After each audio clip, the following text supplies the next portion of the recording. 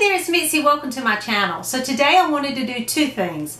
The first is an update on my Victober and how it's going. And then the second is a read aloud, because one of our challenges this Victober is to read aloud Victorian literature or have it read to us. And so I thought I would share a favorite poem in case you needed to find something to meet that challenge. The first thing is an update on how my Victober is going, and I must say it is going wonderfully. I am really enjoying the things I'm reading. I'm reading the Brontes, which this is not Victorian literature, but I'm counting it anyway because it is about the Brontes, and it's a read-along hosted by Kate Howe, and we're reading this for September, October, and November. And right now we are in the thick of things, and I'm really enjoying this, so I'm still in the middle of it. And if you want to read more about the Brontes, this is a deep dive. It's super detailed about the Bronte family, so this will be really good for nonfiction November as well. So I'm reading that, and then I started The Moonstone by Wilkie Collins. I am really loving this. This is a page turner. I'm almost done. I am at 354, and I have that much left. And so I'm excited about this one, and I will give a full review when I'm done. But I really like that one. I also dipped into Elizabeth Gaskell's Gothic Tales. That is our group read, and I'm enjoying that as well. So that's where I am at this moment in Victober. Now, for the read aloud, I thought I would share a poem that I really enjoy, and it is called The Song of the Shirt by Thomas Hood. This poem was written in 1843, and it was first published in the Christmas edition of Punch magazine. It became a phenomenon, apparently. I read this about it. It said, it became a catalyst for those who actively opposed the wretched conditions of English working poor, who often spent 7 days a week laboring under inhumane conditions, barely managing to survive, and with no prospect for relief. So apparently this really took off, and it was about the working conditions during that time. The poem itself is written about one lady in particular trying to survive and to feed her children. I read that it was about a lady named Mrs. Bedell, but I'm not sure if that's correct or not. I read that. It also was made into a silent film in the early 1900s, and I found that on YouTube. So I'm going to leave a link to that below. It's loosely based on the poem, and you'll see if you listen to the poem and then go watch the film. But I thought you might enjoy seeing that as well. So this is The Song of the Shirt by Thomas Hood. Now, I will say this. I really wanted to do this read aloud because I love poetry and I enjoy reading aloud. But I am from the South, and so, you know, normally when you hear these Victorian poems read aloud, it's these people that have these beautiful accents that sound a lot more Victorian than I sound. And so this is a new rendition. It is The Song of the Shirt by Thomas Hood by a girl from South Carolina. So just remember that. Here we go. With fingers weary and worn, with eyelids heavy and red, a woman sat in unwomanly rags, plying her needle and thread. Stitch, stitch, stitch, in poverty, hunger, and dirt. And still with a voice of dolorous pitch, she sang the song of the shirt.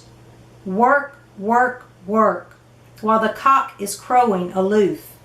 And work, work, work, till the stars shine through the roof. It's oh to be a slave, along with the barbarous Turk, where woman has never a soul to save, if this is Christian work. Work, work, work, till the brain begins to swim. Work, work, work, till the eyes are heavy and dim. Seam and gusset and band, band and gusset and seam, till over the buttons I fall asleep, and sew them on in a dream. O men with sisters dear, O men with mothers and wives, it is not linen you're wearing out, but human creatures' lives. Stitch, stitch, stitch, in poverty, hunger, and dirt, sewing it once with a double thread, a shroud as well as a shirt. But why do I talk of death, that phantom of grisly bone? I hardly fear his terrible shape, it seems so like my own. It seems so like my own because of the fasts I keep. Oh God, that bread should be so dear, and flesh and blood so cheap. Work, work, work, my labor never flags. And what are its wages? A bed of straw, a crust of bread, and rags. That shattered roof, this naked floor, a table, a broken chair, and a wall so blank my shadow I thank for sometimes falling there. Work, work, work, from weary chime to chime. Work, work, work, as prisoners work for crime. Band and gusset and seam, seam and gusset and band, till the heart is sick and the brain benumbed as well as the weary hand. Work, work, work, in the dull December light. And work, work, work, when the weather is warm and bright, while underneath the eaves the brooding swallows cling, as if to show me their sunny backs and twit me with the spring. Oh, but to breathe the breath of the cowslip and primrose sweet, with the sky above my head and the grass beneath my feet, for only one short hour to feel as I used to feel, for I knew the woes of want and the walk that costs a meal. Oh, but for one short hour, a respite however brief, no blessed leisure for love or hope, but only time for grief. A little weeping would ease my heart, but in their briny bed, my tears must stop, for every drop hinders needle and thread. With fingers weary and worn, with eyelids heavy and red, a woman sat in unwomanly rags, plying her needle and thread. Stitch, stitch, stitch, in poverty, hunger, and dirt, and still with a voice of dolorous pitch, would that its tone could reach the rich, she sang this song of the shirt. And so that is the poem Song of the Shirt by Thomas Hood. I didn't want to depress you today. I know we're enjoying Victober and it's a lot of fun.